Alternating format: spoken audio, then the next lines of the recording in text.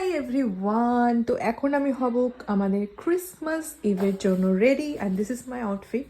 পরার ইচ্ছে ছিল না, অন্য কোনো স্কার্ট পরার ইচ্ছে ছিল, মানে চেক চেক যে স্কার্টগুলো হয়, বাট সেইটা আনফর্চুনেটলি আসেনি। সিন থেকে অর্ডার দিয়েছিলাম, সো আমি একটু দিয়ে আপাতত কাজ চালাচ্ছি। সো লেটস সি, দেখা যাক কি হয়। মেকআপটা করি, তারপরে তোমাদেরকে লুকটা দেখাচ্ছি। আমার মুখের উপর সানলাইট আসছে না, বাট কী করা যাবে, আমার এখানে আয়নাটা লাগবে বলে আমি এটাতেই সাজবো। সো চলো ঝটপট ঝটপট করে রেডি হওয়া যাক।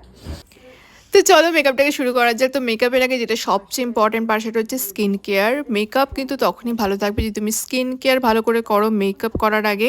তো আমি যেটা ইউজ করি কসমেটিক্সের এই সিরামটা, যেটা একটা অল পারপাস সিরাম বলতে পারো, যেটা স্কিনটাকে কিন্তু ভীষণভাবে হাইড্রেট রাখে। তারপরে আমি ইউজ করে নিলাম সানস্ক্রিন, বিকজ আমি ডে টাইমে এখন বেরোবো রাস্তায়, তো obviously sunscreen is very very important. তো আমি এটা ইউজ করছি কনসিয়াস কেমিস্ট্রি থেকে একটা সানস্ক্রিন। আর তারপরে আমি ইউজ করলাম বিবি ক্রিম। আমি কিন্তু নর্মাল ডেজে একদমই ফাউন্ডেশন ইউজ করি না, আমার কাছে প্রচুর ফাউন্ডেশন আছে, বাট ফাউন্ডেশন মোস্টলি আমি স্কিপই করি। বিবি ক্রিমেই আমার কাজ চলে যায়। বিবি ক্রিম আমি কনসিলার দিলে পরে মোটামুটি আমি ফুল কভারেজ একটা লুক পেয়ে যাই। এটা আমি ইউজ করলাম এর কসমেটিক্সের একটা বিবি ক্রিম আমার শেডের।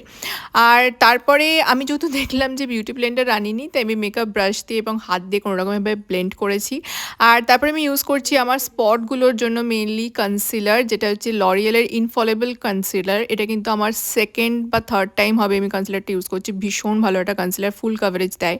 তারপরে আমি ইউজ করলাম হুডা বিউটির এই লুজ পাউডারটা, বাট এটার একটা প্যাকেজিংয়ের প্রবলেম আছে। পাউডারটা অর্ধেক টাইমে কিন্তু বের করার সময় পড়ে যায়। নেক্সট আমি ইউজ করছি সুগারের এই প্যালেটটা থেকে ব্লাশ। আমি মোস্টলি কিন্তু সুগারের এই ব্লাশটা ভীষণ পছন্দ করি, আর একটা প্যালেটের মধ্যেই ব্লাশ, হাইলাইটার, কন্ট্রোর তিনটেই থাকে, তাই যে কোনো জায়গায় ট্রাভেল করার সময় আমি কিন্তু মোস্টলি এটাই ক্যারি করি।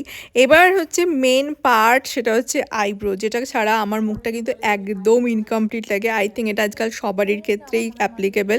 আর আমি কিন্তু আইব্রোটাকে ভীষণ ডার্ক একটা ব্ল্যাক আইব্রো করি সবসময়তেই, কিন্তু অনেকেই বলে যে আমি অনেক মোটা করে আইব্রো করি, বাট আমার কেন জানি না মুখের সাথে মনে হয় এটাই মানায়, তাই আমি এটাই করি। তারপরে আমি ইউজ করলাম এটা আই থিঙ্ক ইনসাইড কসমেটিক্সের আইশ্যাডো প্যালেট একটা, যেখান থেকে হালকা একটুখানি আইশ্যাডো আমি অ্যাপ্লাই করেছি। তারপরে আমি ইউজ করলাম ল্যাকমের এই আইলাইনারটা। এই আইলাইনারটা ভীষণ ভালো, ভীষণ বাজেট ফ্রেন্ডলি। আমি সবাইকে এটা সাজেস্ট করব কেনার জন্য যদি তোমরা বাজেট ফ্রেন্ডলি অপশন খোঁজো। তারপরে আমি ইউজ করলাম মার্সের এই ডাবল ট্রাভেল মাস্কারা। এটাও আমার ভীষণ ভীষণ ফেভারিট। আমার অ্যাকচুয়ালি মার্সের প্রোডাক্ট ভীষণ ভালো লাগে, আমি প্রচুর মার্সের প্রোডাক্ট ইউজ করি। আর lipstick is from Swiss beauty. এই শেডটা অ্যাকচুয়ালি পিঙ্কিশ একটা শেড, বাট অ্যাকচুয়ালি আমি পরে দেখলাম যে আমি আমার ম্যাকের রেড লিপস্টিকটা নিয়ে গেছি, বাট সেটা আমি পরে অ্যাপ্লাই করেছিলাম, এটা ভিডিওতে নেই।